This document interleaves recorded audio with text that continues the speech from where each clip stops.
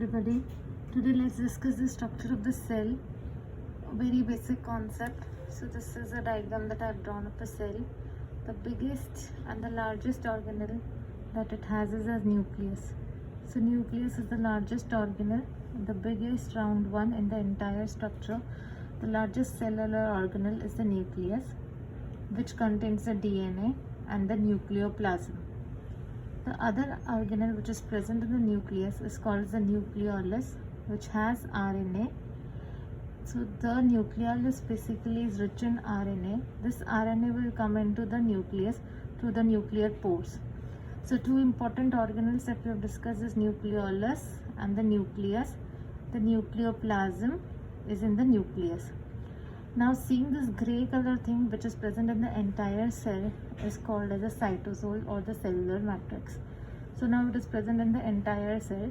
So we have discussed the nucleus, the nucleolus, the DNA in the nucleus, the RNA in the nucleolus, the nucleoplasm in the nucleus, the cytosol or the cellular matrix in the entire cell.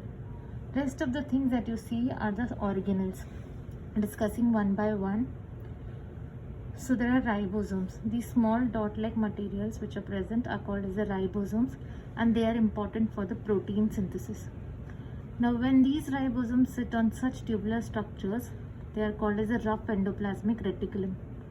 So if these structures have these dots, then they are called as rough endoplasmic reticulum. But the similar structures like this, which are without the dots or without the ribosomes, are called as a smooth endoplasmic reticulum, and they are important for the synthesis of lipids, metabolism of drugs, and for the calcium. The other important thing is the peroxisomes, which contains the enzyme catalase. Similarly, like the enzyme, like the peroxisome over here, we have lysosome, which is the digestive tract of the entire cell, contains the enzyme hydrolases and will eat up everything that is not required.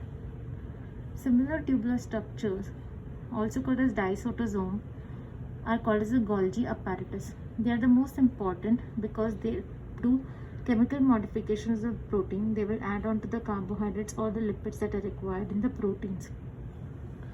Now the most important structure that we have not covered is called as the mitochondria. That is the powerhouse of the cell. This structure, mitochondria.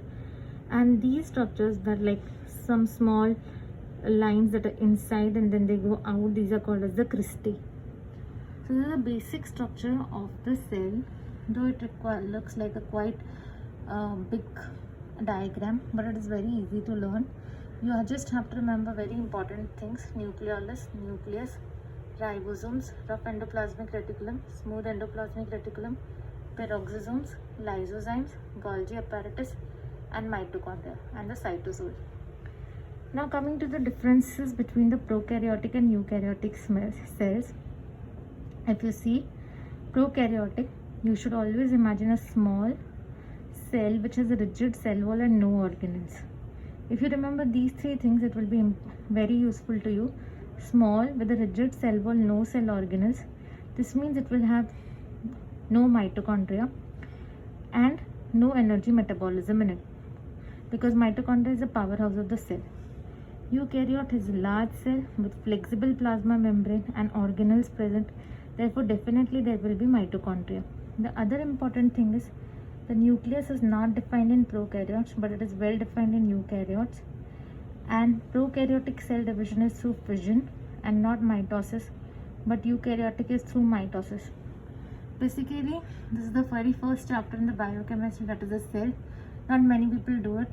It is not mostly even asked in the exams, but these organelles with their functions can be asked in the multiple choice questions, and you should remember the basics always. That's all.